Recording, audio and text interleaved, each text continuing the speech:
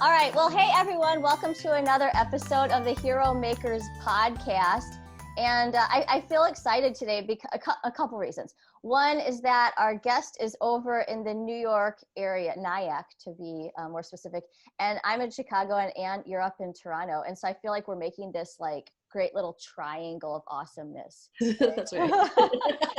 And Ann, I have to tell you too, before we get started, is that we had snow this morning in late October. And I'm like, what? I was looking out the window. I'm like, no, those are not flurries.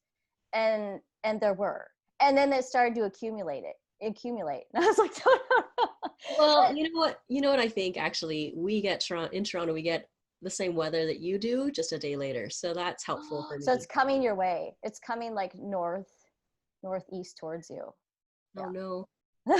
Don't worry, it was a flurry because now it's gone. So like our kids get super excited. They're like, snow, and I'm like, oh, sorry, it's gone. You guys blinked and you missed it. Okay. So Ann, I am very excited about our guest today. So one, our triangle of awesomeness, but two, just because of what he's doing, and his name is Hector Guadalupe, and I think you guys are gonna love him. And Hector, I have to admit, I was a little bit stalking you, but it was only for like a week. It was only for like a week, Hector. I was like reading all about you, and I was like, we've got to have Hector on. Thanks. He'll say yes. Thanks for having me, guys. Yeah, you're welcome. So Hector, you founded this great organization that you're going to tell us about called Second You Foundation.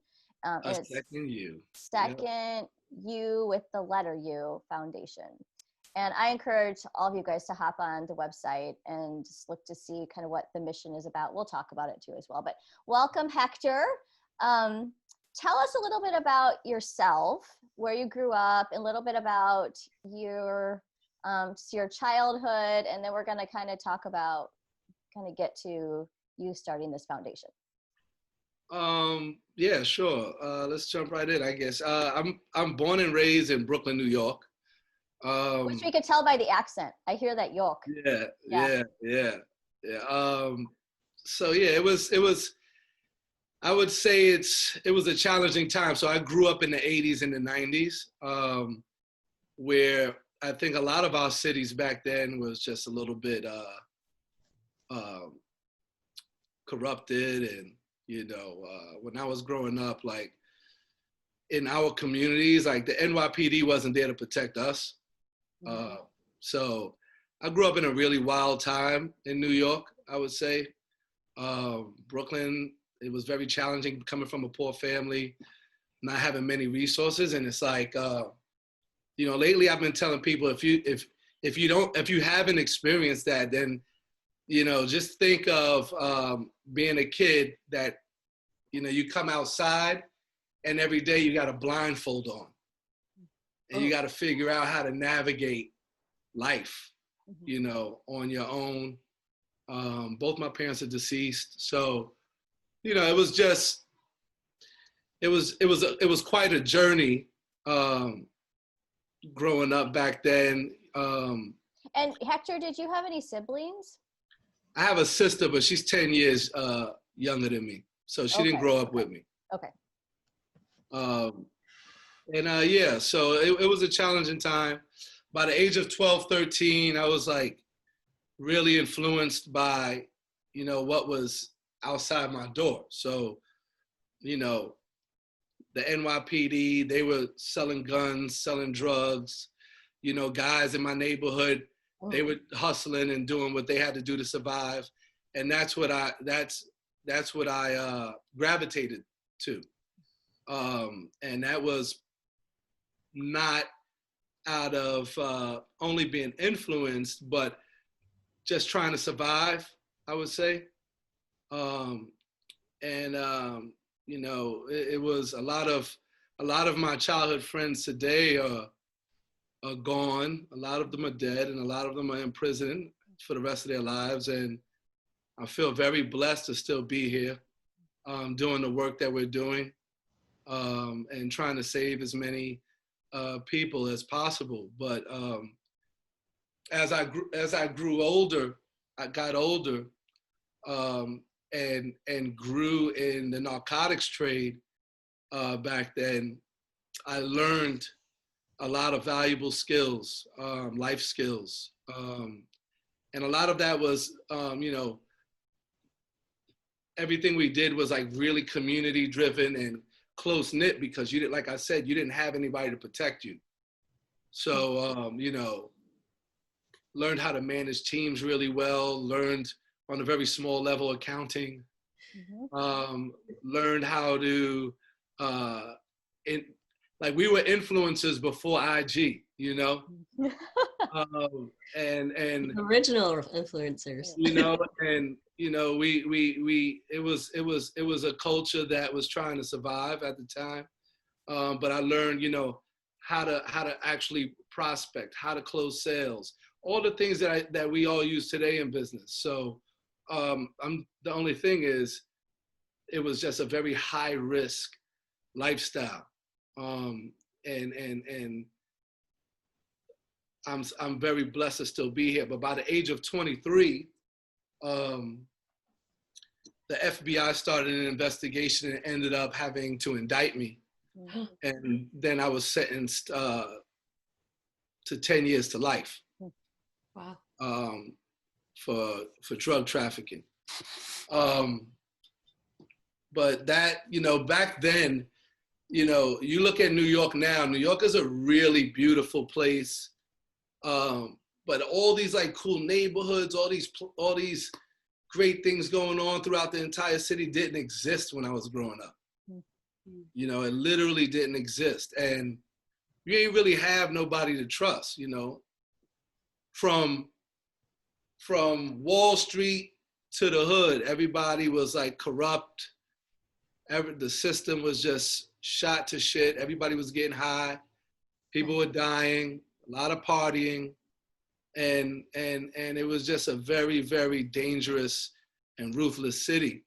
Hector, can I ask you really quick? So as a 12, 13-year-old boy growing up with that, how did you manage like fear that would creep in? I mean, you're surrounded by, you kind of take care of yourself. That's a very young age to have to take care of yourself. Kind of emotionally, what did that do to you? What was going on there? Emotionally, you're just like a wreck. You know, it wasn't until I went to prison, I haven't slept in years till I got locked up.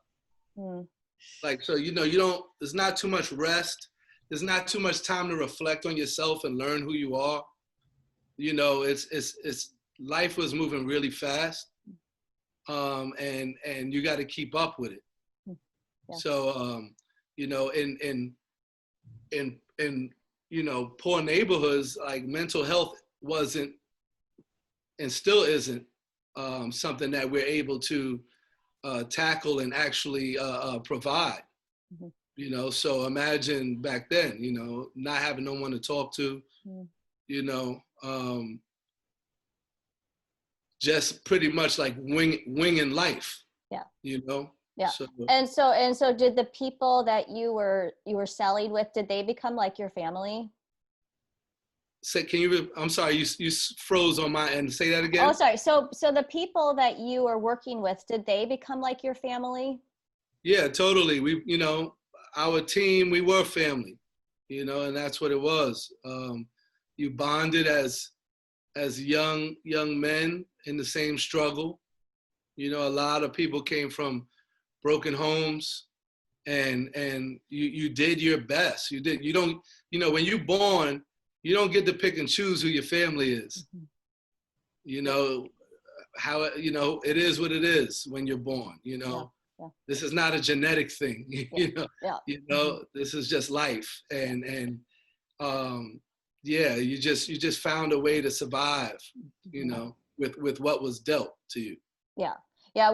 Hector, we had somebody on the show named Abel Gonzalez, and he grew up in Chicago, and he grew up in he was homeless, really, there was some abuse in his family and stuff. So he ended up raising his other brother and some of his siblings and stuff. So, and we were talking to him about like what happens is you develop this kind of a sense of resiliency, right? Because you have yourself that's who could take care of you. It's just yourself. Did you find like, okay, so 23, you're arrested, you're put into prison. Like, did you, like, just, you'd been taking care of yourself. Like, what was that moment like for you when you were like, you know, put behind bars and everything just changed? What was that like? That first day, I felt like that first day was like the first day of rest in like years. Wow. That was like probably like my first day. I actually slept the entire day. I didn't eat. I didn't talk to anyone. I just slept, and I just rested my brain and my soul and my body, and then I was pissed. And then Can I ask a question? Yeah. Was it like a quiet kind of relief? For a brief moment, yes, it was. Wow. You know, and that's what people are going through now during the pandemic. You know, there was some, you know, and not sure how often you guys been in Manhattan, but it's nonstop. Business is nonstop. Life is nonstop. Social time is nonstop. And it wasn't until a lot of things slowed down and people had to calm their lifestyles down, there was no rest. And it's the same feeling, you know? Yeah. I was talking to a friend who actually he's in Manhattan right now, and he said that they didn't even have time to clean the trains. Yeah. So he's like, you're just like a Petri dish of like germs. Like, yeah. Wow. Yep. And people now are able to like get a lot more rest. Yeah. People are now able to spend more time with family members. People are now appreciating their every single moment together, or even in their own space, you know. So it's the same feeling that I had initially. And then what you do, you figure out how to deal with your situation. Yeah. Okay, so how long were you in prison? 10 years. 10 years. Okay, so what happened in those 10 years, since 23 to 33? What did your journey look like? In those 10 years, there was I would say my first 4 years was just like a lot of trouble, because I was young, I was hurt, I was probably in a lot of emotional pain, dealt with a lot of like, you know, like I said, I didn't really have many people to talk to growing up. So, you know, it's a lot of confusion and anger, and you don't know how to really channel that energy.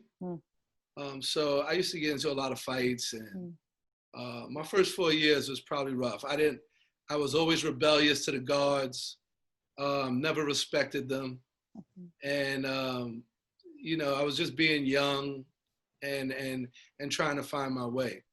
Midway throughout my sentences, like I had like this light bulb moment, and like found wellness, and met a friend that like helped me taught me how to meditate.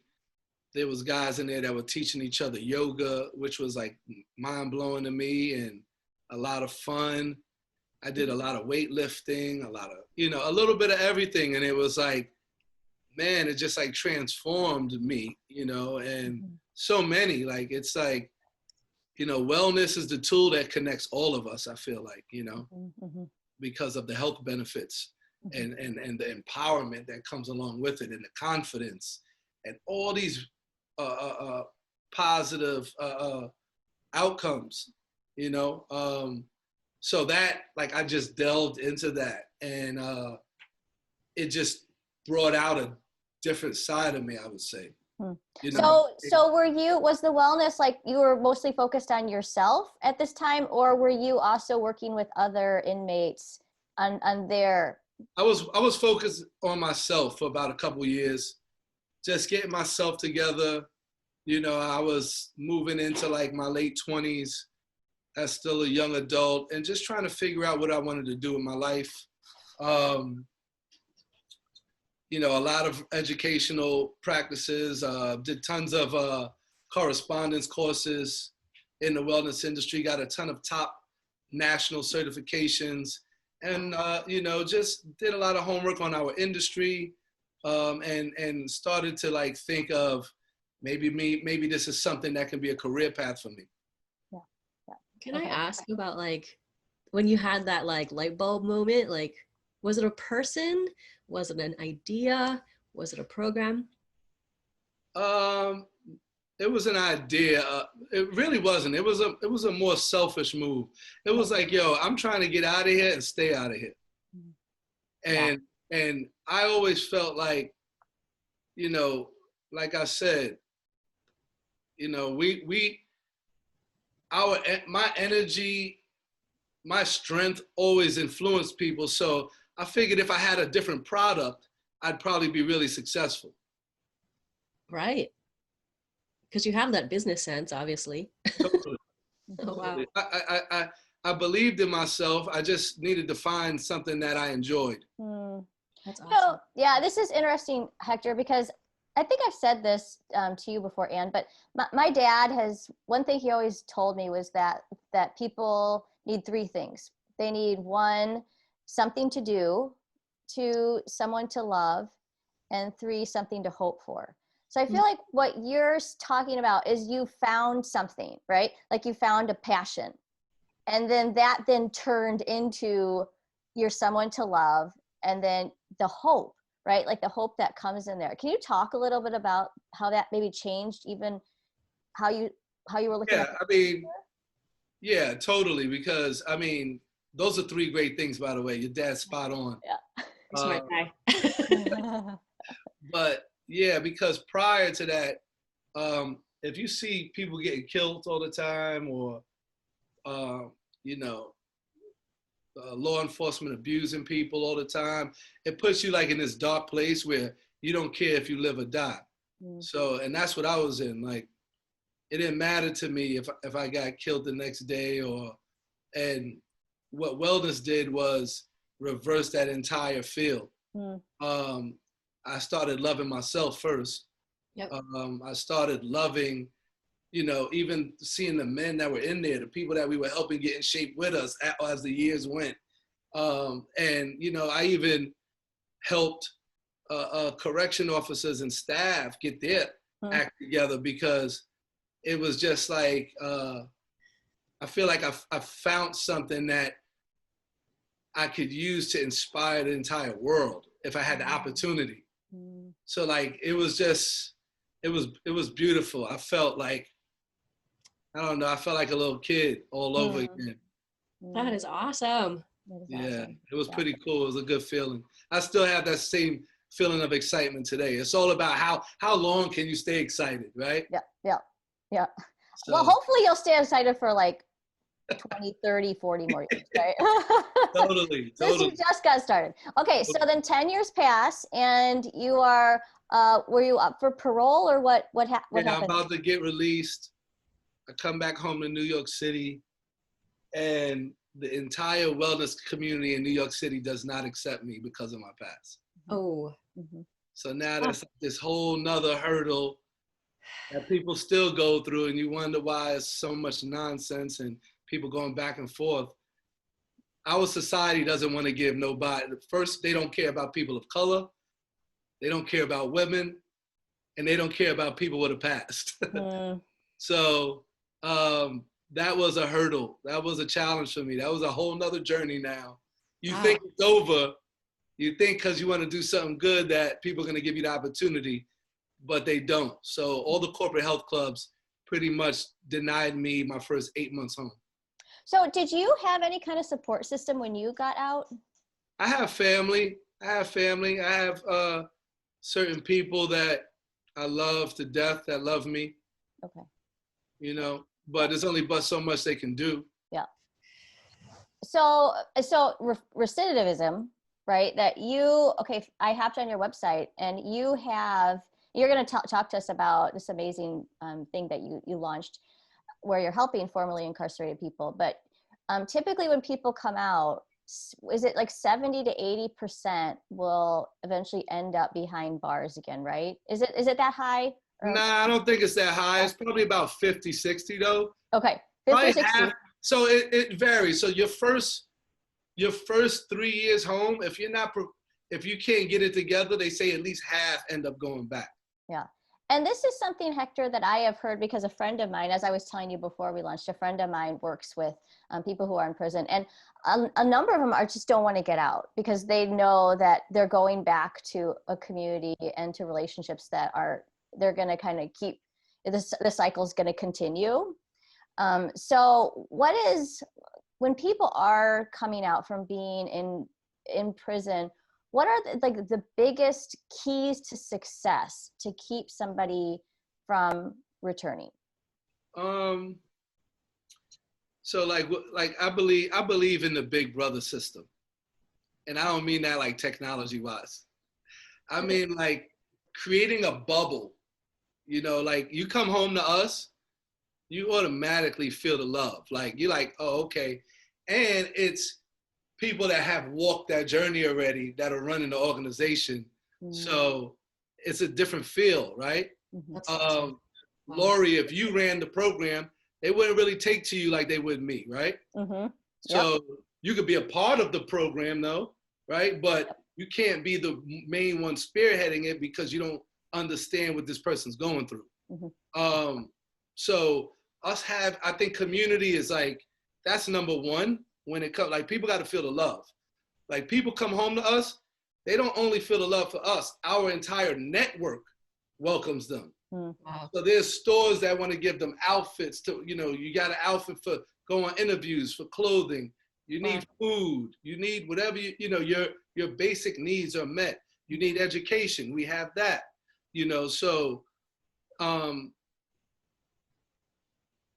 three things are community, education, and actual career placement, not job placement. Oh, can you tell the difference? Like, what's the difference? Yeah, the difference is if I just give you a mop and I'm gonna give you minimum wage, then a year down the line, if somebody dangles a carrot in front of you, you might just go for it, right, and get back in trouble again. But if I could teach you, a skill that's, going to pay you in the lower six figures a year if you really work your behind off as a fitness professional, then you get to provide for your family, you get to build a career, and you get to be proud of something. Yeah. Okay, that's awesome. Mm-hmm.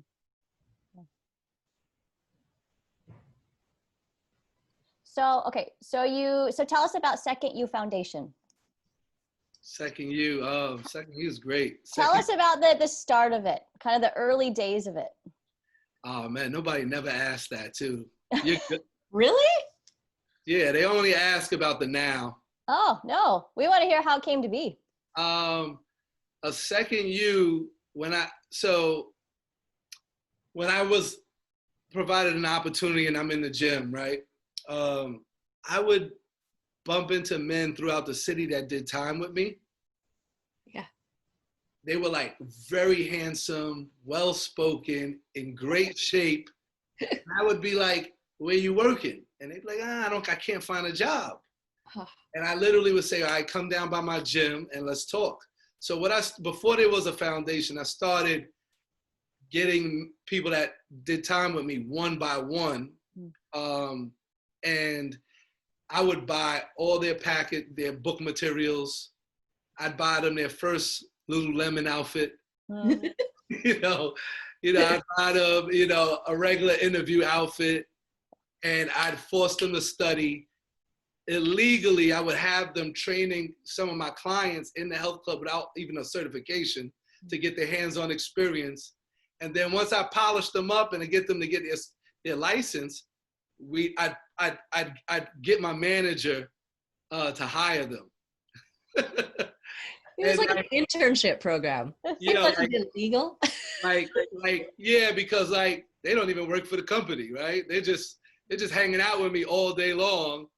But I had so many clients, and the clients ended up saying, "Oh shit! I would love to help." The clients was. Oh. The community and our clients are like the heartbeat of the program. You can't do it without people wanting to support it.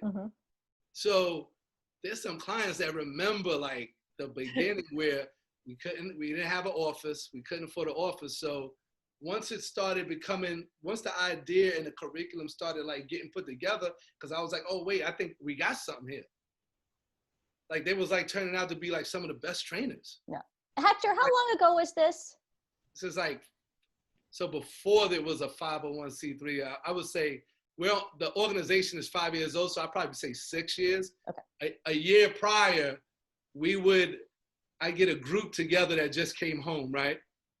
And we would grab all of our books and sit in the lobby of a restaurant on That's awesome. up the block from the gym. Mm-hmm. And we would take up so much space. And you know, when you're in a restaurant, you only got to buy certain things and you can stay as long as you want. Yeah. And we would study for 2 hours and I'd be in there preaching. And, you know, teaching dudes how to prospect, how to do an evaluation, how to close a sale effectively, how to communicate with people from all over the world, you know, and like, oh man, it was like so cheesy and broke, and it worked. It worked. That is awesome. I'm so excited. I hope that Lululemon actually sponsors you guys. Come on. Last year we threw our benefit at their location, one of their locations. Oh, okay. Fantastic. Yeah. They're good people. That's great. So and they actually gave us a grant for 2021 to offer mindfulness practices to our people. Awesome. Wow. So how many locations do you have? We're 100% virtual at the moment. Okay. Was that the case before COVID as well? So before COVID, we were in Flatiron District on 19th Street between 5th and 6th Ave. We still have our office there. Okay. We still have our office, but right now we're all just working from home at the moment. Okay. So Hector, one of our hero traits, we have 9 hero traits, and one of them is actually intentionality. So it's like, it's knowing yourself, and then like becoming the best version of that, right? So I think this is really interesting because you you demonstrate this really well, right? Where you're like, you know, when you were behind bars, you're like, okay, you understood like the connection between, you know, physical wellness, emotional wellness, probably there's spiritual wellness in there, like just the whole person, right? And then you come out and you're like, okay, I'm gonna do this, I'm gonna give this gift to other people as well. And it's like going back to what you said about career placement. It's like helping people to understand that like they're more than just a job. Like there's a mission. They have a mission, a personal mission. So with you, what would you say is your like personal mission right now in life? Do you have one? Yeah.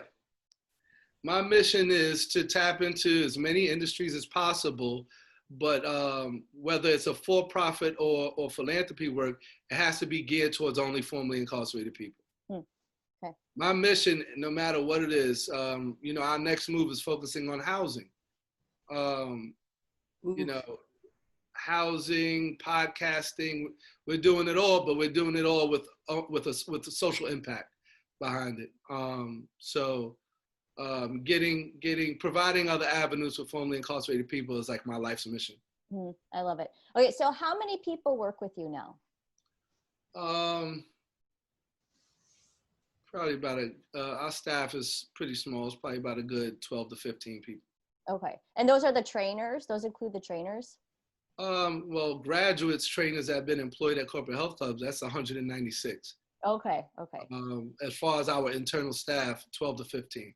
Okay, yeah. So as somebody who's been incarcerated, what is the biggest misconception that people have who haven't been incarcerated, maybe who don't even know somebody who has been in prison? The biggest misconception is that they forget that that's their son or daughter or their neighbor or their coworker or their family member. So like that's the problem now. Society understanding there is no such thing as an inmate or a prisoner. You know, if that's the case, then you're a prisoner too.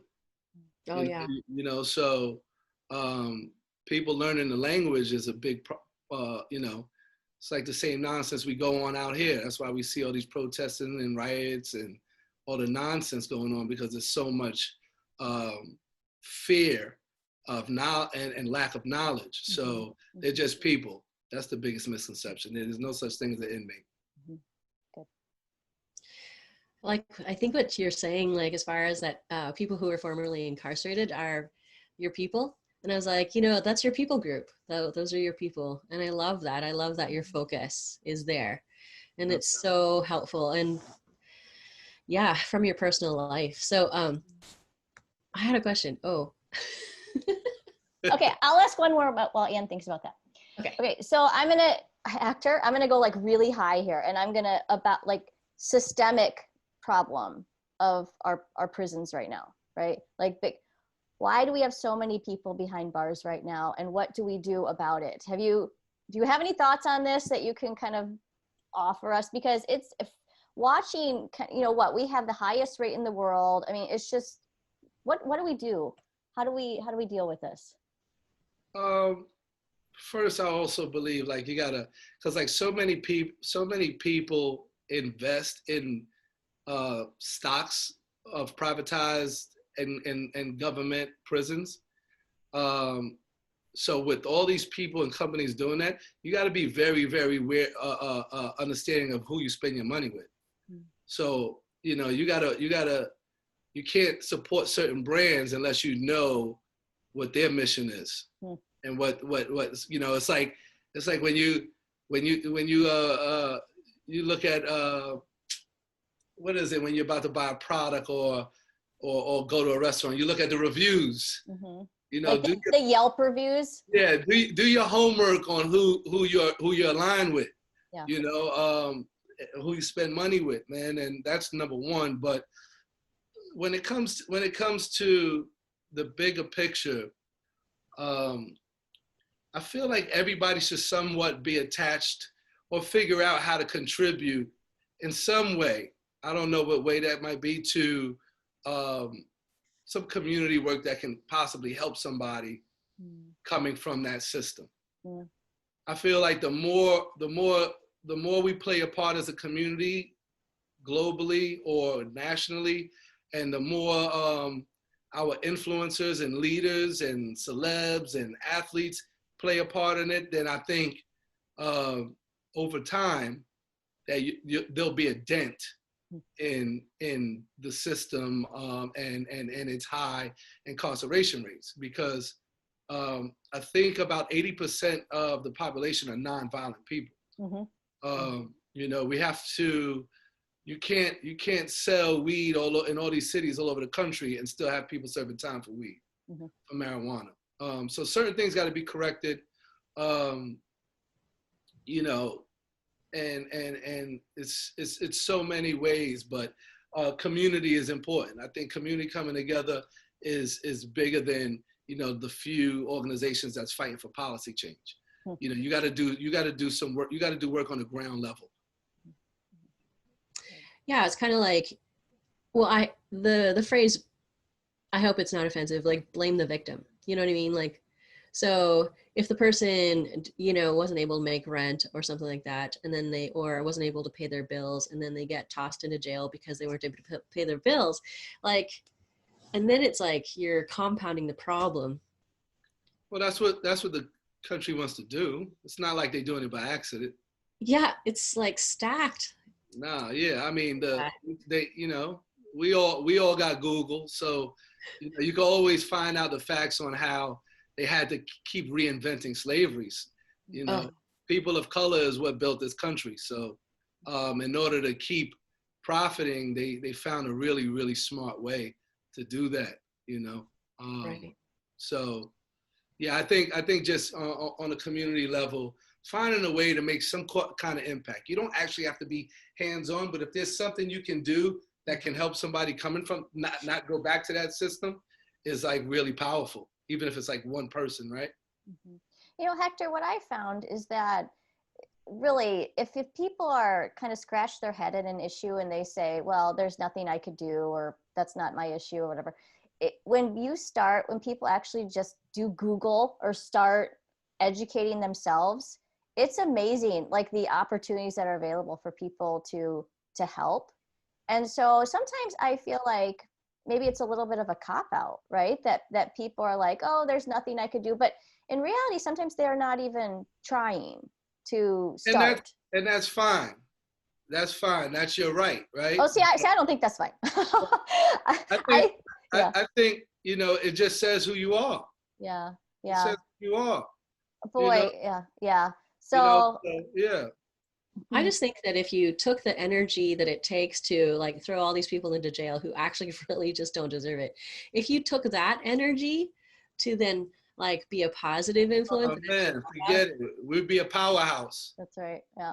Wouldn't that be incredible? I think that's a way better use of your time, your money, your brains. Okay, I remember my question now.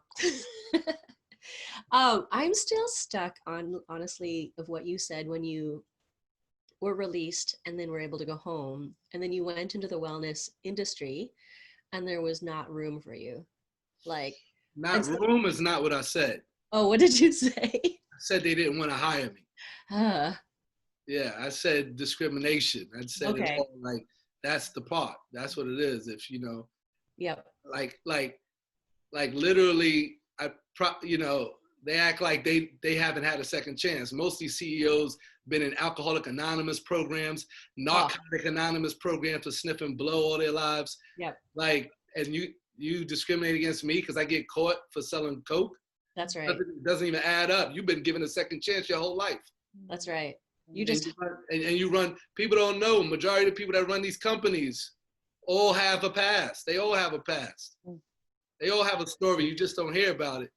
That's right. Or they aren't given the chance, but they are unable to give that chance to other people. New York was a different beast back then. Wow. They all were in the same mess. Whoa. So then, especially with the corruption, holy folk. So it was weird that, to me, that I couldn't get a job at a gym. It was like weird. Really double standard. Okay, so here's the thought that I mean, I don't know if this is what you thought, but I heard a concept though, like, if they don't give us a seat at the table, we'll just make our own table, you know? That's pretty much what we're doing. Exactly. Yeah. I mean, it you know, you can either create a lane for people, but there still has to be healthy environments and positive reinforcements within these companies and their missions. And you don't expect people to create no lane. Do what's right, period. That's right. If someone is qualified for a position or a job, do it. That's right. You know, hire them. If you know, I look at a lot of times, a lot of these health clubs in New York, it's like, yo, why they don't have any social causes? It's weird. This is the wellness industry. Why? What is making you not want to help people, but you want their money? Why are people having memberships at health clubs for? You might as well, who are you support? That's why it goes back to, who are you supporting? Yeah, wow. You know what I'm saying? Like, this is weird. So Hector, let's end with just you giving a little bit of encouragement. So your foundation is called Second You Foundation, and then I look at your life, and I mean, you've turned out remarkably, right? Where you're making a huge dent, and you're helping people who are on the margins, right? Because that's part of the population who gets out of prison. It's like on the margins. Sometimes people don't look, they don't notice. So give encouragement to somebody who maybe feels like they're in a hopeless situation right now and just doesn't feel like they'll ever be any different. I tell people, you know, to be honest with you, you have to, like I told you guys, I had to find a way to love myself. You got to be fearless. Be fearless out here. You want to win, you got to be fearless, period. You know, one thing about our program, we really don't do the babying. So it's more so about what do you want? Whatever you want, you have access to it, but you got to be fearless out here. You know, it's here for you. We're in the greatest country and me specifically, in one of the strongest cities in the world. You got to be fearless. You got to be able to come home and say, I want more, and it'll happen. You know, that energy has to be manifested. You got to put it out there. So I believe in, we get people, men and women that come into our fold and they are a little beat up at times emotionally or mentally, but that's what we tell them. It's like, yo, shake it off. Mm-hmm. Shake it off, because you only get to do this once. You get this life once. Mm-hmm. So guess what? Be fearless and go hard. Mm-hmm. Yeah. That's awesome. That's awesome. Yeah. And we believe here at the Hero Makers that like there's a hero maker inside of everybody. And totally. So sometimes you can see it and sometimes you can't yet, but the goal is that it'll eventually come out. And so Hector, where can we find you on social media? We have Second Youth Foundation on IG, Facebook, Twitter, LinkedIn, Unibody Fitness, which is our personal training services, unibodyfitnessnyc.com, where all trainers and coaches are formerly incarcerated, and also graduates of a Second Youth Foundation. And also an IG, unibodyfitnessnyc.com. Great. And we will link to all of those in the show notes. Hector, thanks for being on the podcast with us. It was amazing to have you. Great. This was great. You guys are awesome. This is great. All right. Thanks you guys for joining us, and we'll see you guys next time. Yes.